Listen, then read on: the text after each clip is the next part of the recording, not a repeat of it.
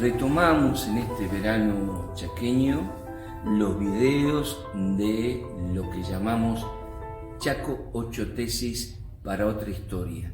Séptimo video, tercer capítulo de este libro. Fundar una ciudad con un nombre épico para ocultar la explotación en los obrajes de los pueblos originarios. ¿Por qué se llamó Resistencia a la colonia en la cual los nuevos pobladores repelieron los ataques, la invasión de quienes hacía mucho tiempo vivían allí? Porque en esa operación lingüística de ponerle nombre a una tierra que no se poseía, se consuma la apropiación en términos fundacionales, porque lo nuevo se adueña desde el horizonte de sentido que representa la palabra resistencia, frente a un imaginario de figura amenazante, hostil, invasora, de quien se presenta como lo salvaje y bárbaro a reprimir, dominar y civilizar. Porque nombrar resistencia es definir a los resistentes como los propietarios, para desnombrar a los indígenas como los dueños de esa tierra, lo propio y lo ajeno, la civilización y la barbarie, la cultura y la naturaleza a conquistar, porque durante demasiado tiempo se aceptó esa versión de los hechos, a contrapelo de lo que afirmaba la propia fuente oficial en 1876. Ya hablaremos de este libro. La inhumana explotación de los patrones de los obrajes del paraje San Fernando, la actual estación de servicio en 25 de mayo, al final, que se llamó históricamente el Triángulo, allí estaba enclavado el paraje San Fernando. Esa inhumana explotación fue la verdadera causa de los ataques indígenas, Com y Mocoy, del 10, 11 y 12 de junio de 1875. Los peones criollos también participaron de esos ataques porque habían padecido de tales abusos. El nombre de nuestra ciudad capital del Chaco, Resistencia, se debe a la palabra que escogieron los defensores del paraje y en especial de los obrajes, centro de tales ataques. Estas afirmaciones están documentadas, les he mostrado el libro, en el informe de la Comisión Exploradora del Chaco, elaborada por el ingeniero prusiano Arturo Selstrand el 31 de mayo de 1876. Corresponde explicar entonces el origen y el alcance de esa comisión. El 6 de octubre de 1874, el presidente Domingo Faustino Sarmiento promulgó la ley 686, por la cual se creó la jefatura política del Chaco, con jurisdicción limitada al Chaco Austral, y se ordenó la fundación de 4 colonias cantones en la costa chaqueña, una de ellas situada frente a la vecina ciudad de Corrientes, es decir, en el mismo lugar mencionado recién, donde se encontraba el paraje San Fernando, fundado en 1750, que era el centro de la actividad obrajera. Leamos ahora qué escribió Arturo Selstrand en su informe acerca de las razones que produjeron los ataques indígenas de junio de 1875. Dado que para explicar lo que denominó como semejante fenómeno, se propuso hacerlo a través del desarrollo de una semblanza del cuadro de los habitantes de raza blanca que permanecen en el territorio.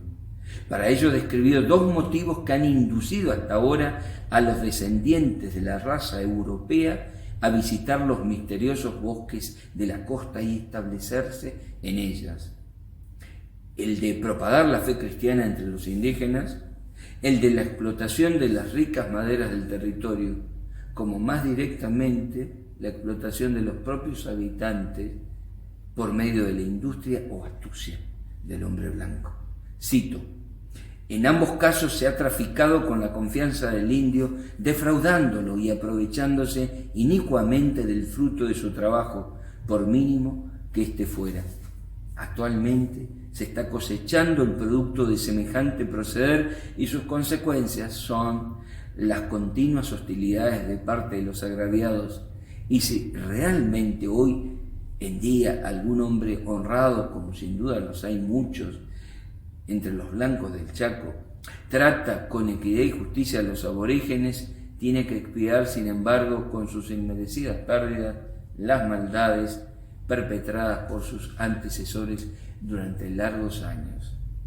Para dar cuenta de cómo esos actos de injusticia eran posibles, razonó que se debieron a la inexistencia de ninguna autoridad legal en toda la extensa ribera del Chaco, pues el dominio que ejercía Corrientes era, en la mayor de las partes de los casos, solo nominal, y por consiguiente el negociante blanco se encontraba en completa libertad de dejarse guiar por sus propias apetencias y no considerando como prójimos a los incultos hijos de la selva, empleaba sin consideración de ninguna especie cuantos medios hallaba a su alcance para conseguir lo más pronto posible su fin, el oro codiciado. En cuanto a esos medios, Celtran los definió con precisión. El empresario que se proponía explotar las maderas se establecía con unos cuantos peones correntinos en el paraje que le ofrecía más comodidades. Vuelvo a citar. Por medio de regalos atrae a los indígenas y a su cacique y compra el bosque que elige por un poncho de paño, un sombrero, una yegua con cría y una docena de frascos de ginebra, según su tamaño e importancia de los árboles. Efectuado el negocio, se construyen ranchos provisorios. Los mismos indios, con amigables demostraciones, se conchavaban como peones y el negocio principia. El obraje dura lo que dura la extracción de la materia prima y se traslada de un punto a otro, tal luego escasean los buenos árboles en el paraje que se ocupaba, para buscar otro en el que sean más abundantes. En San Fernando, sobre todo, que era el centro de todos los obrajes hasta hace poco, había, a no dudarlo, un movimiento anual de 300.000 pesos fuertes, pero muy considerable también es la cantidad de maderas extraídas de ese punto y muy crecida la suma de su valor. Sin embargo, Celtran planteó que dicho comercio hubiera seguido prosperando, por supuesto, economía extractivista, pero el germen de su decadencia lo constituyó precisamente las prácticas de explotación profundamente desleales e inhumanas por parte de la mayoría de los dueños de los obrajes en detrimento de los indígenas. Cito, el peón y sobre todo el indio cobraba raras veces su salario en efectivo, sino en artículos o adelantado según los libros del obrajero, en los que, como ya sabemos, siempre pierde el indígena. Por supuesto que hubo protestas. Ahora, fijémonos lo que dice Celtran acerca de esas protestas. Claro está que con tal proceder, al fin de mes, el indio, en vez de recibir algún dinero, por más que protestara, lo estaba debiendo al patrón y por consiguiente principiaba a desconfiar porque en su conciencia algo le correspondía y encontraba exorbitantes los precios y los artículos que ya por cierto conocía. Veremos después esto en la práctica de los patrones de la forestal y el ingenio de las palmas. Las mismas mujeres de los indios no estaban libres de la turba licenciosa de los peones y a menudo había disgusto, peleas y hasta muerte por causa de ellas. Sin embargo, la protesta de los caciques, los justos reclamos de los peones y las continuas quejas de los ofendidos eran desatendidas por los propietarios de los obrajes. Se contestaban con burlas y hasta llegaban a rechazarse con mano armada las legítimas exigencias, sin haber jamás habido ejemplo de llegar el caso a reconocerse estar la razón de parte de los indígenas y administrársele la debida justicia. A modo de conclusión, Celtran definió los hechos que narró en su informe como innegables, es decir, la causa de por qué nos llamamos resistencia es precisamente la sobreexplotación inhumana de los patrones, no de todos, de los patrones de algunos obrajes contra los indígenas.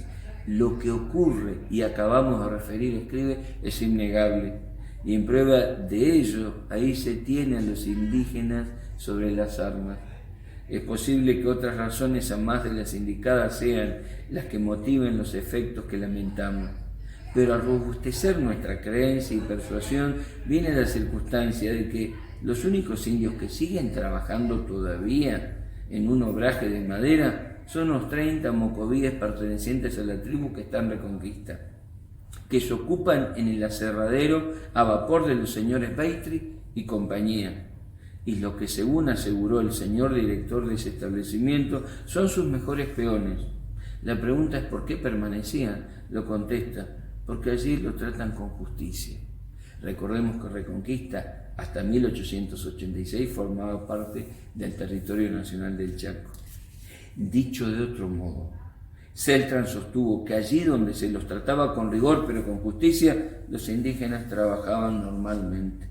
Resulta evidente, por lo tanto, que la causa principal que explica los ataques indígenas a los obrajes de junio de 1875, los que dan el nombre a nuestra ciudad, reside en las prácticas patronales de explotación semiesclava realizadas por una mayoría de obrajeros, según consta en informe de referencia. Esto también lo dirá Ramón de las Mercedes Tisera en un libro imprescindible, Chaco, Historia General, bajo el subtítulo de Denuncia a los obrajes, y nuestro gran doctor en Historia, Marcos Altamirano, en un texto que se llama San Fernando, población precursora de resistencia. Para finalizar, hacernos cargo del nombre, que es bellísimo, pero resignificarlo como lugar pluriverso. El nombre de nuestra capital provincial debe ser resignificado polisémicamente, para que no se constituya en resistencia a las culturas de los pueblos originarios, para no sentirlas como ajenas, tampoco para construir oposiciones binarias entre culturas autóctonas e inmigrantes, de los cuales también venimos. Culturas de la resistencia entonces, y qué bueno es decirlo en el verano del 2024 en la Argentina, resistencias a las condiciones hostiles, materiales y simbólicas dentro y fuera del país unitario que todavía padecemos y nos piensan y sienten inviables, subalternos y carenciados, pobres y no empobrecidos por políticas que nos quieren pobres. Resistencia como territorio para proyectar y crear una ciudad y una provincia pluricultural, integrada, superadora de su actual fragmentación y segmentación, reconcebida desde la dimensión ambiental, sin la cual toda planificación resultará un fracaso, lo cual es extensible, desde luego, para toda la provincia del Chaco. Dos cuestiones para terminar. Cuando Arturo Celtran hace la mensura de resistencia, teníamos 82 lagunas, hoy solamente tenemos 20, y teníamos el riacho Arazá. Para los que viven en el barrio España, los militares rellenaron y ahí construyeron toda una parte de la ciudad que está muy bien, pero rellenaron el riacho Arazá. Y una última cuestión, nuestros pueblos originarios, los Con, denominan la resistencia, denominaban Yaikangui, que significa tierras onduladas, tierras bajas, tierras onduladas. Uno pasa por la avenida Rivadavia y sobre todo se detiene en la esquina de Rivadavia y Posada y podrá ver Yaikangui, esas tierras onduladas, que como están cerca del río Negro, significaba también Yaikangui, lugar donde es posible vivir.